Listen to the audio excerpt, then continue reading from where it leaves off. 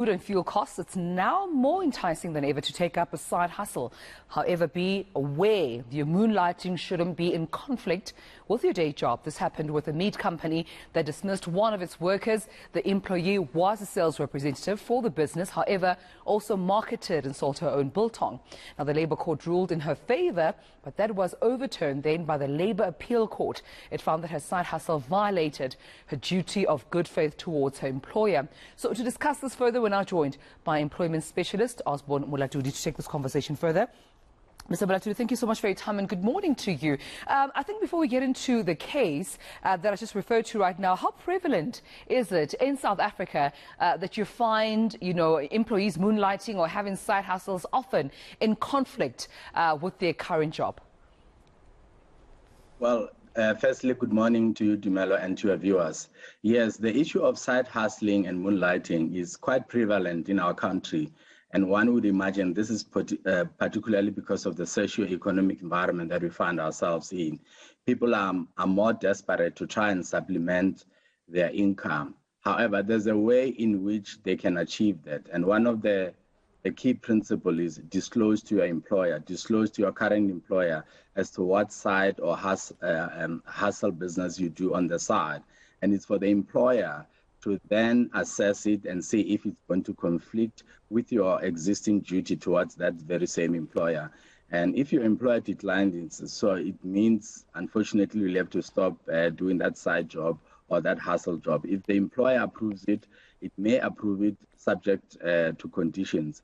And the reason why this is subject to approval by the employer is that as a starting point, Tumelo, and we know it, employees have a duty to serve their employers in good faith, nothing more, nothing less.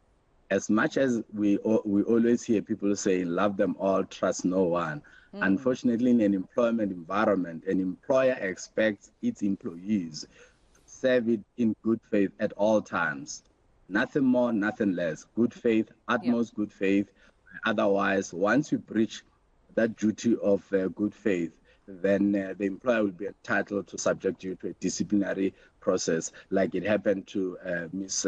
Corissa Uostaisen in this matter. And then let's talk about that particular case, because we have a case here where an employee who was a representative or a sales rep for this meat company then had a side hustle selling biltong on the side. They were later then dismissed. Was this a fair judgment on their part? Could someone come and say, but that was harsh? Surely there could have been a warning given to her, either verbal or written.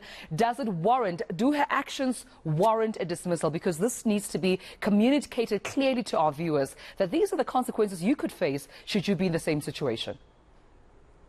Yes, I think let's break it down from the CCMA, where it all started. The CCMA agreed with the employer that the employee had a duty to disclose her side business, and she didn't do so. The employee's defense was that it wasn't affecting my performance, it's just something that I do on the side.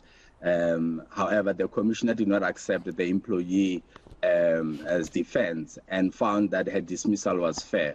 She then took the matter to the Labour Court, and the Labour Court agreed with the employee that her selling of biltong, a dried meat product, was not interfering with her performance, and she was still performing as a sales representative for the meat company, and therefore her dismissal was then overturned and found to be unfair.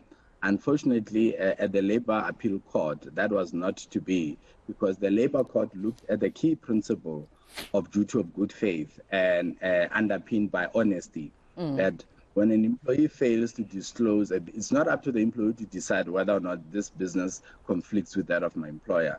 It's for the employee to take his or her employer into confidence by voluntarily and disclosing upfront, and then the employer will then assess whether to give that employee permission or not. And that's what the LAC emphasized, that this is not about performance, this is about a failure to disclose, which then boils down to the issue of dishonesty.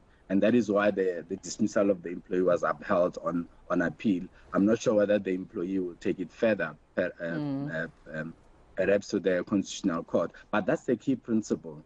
You have to disclose to your employer. As you know, Tumelo, most employers will even have declaration of interest and disclosure, etc., which will require employees to complete when they start their employment, and in some instances, it has to be done on an annual basis. All right, well, we'll have to leave it there, but I think this is very important information to communicate to our viewers, particularly even in the economy that we are in right now. It still does not warrant you to be dishonest to your employer, to not work in good faith. It could still work against you, and you could lose your day job altogether. Mr. Molatudi, thank you so much for your time and bringing your expertise to this conversation. That was Employment Specialist Osborne Molatudi.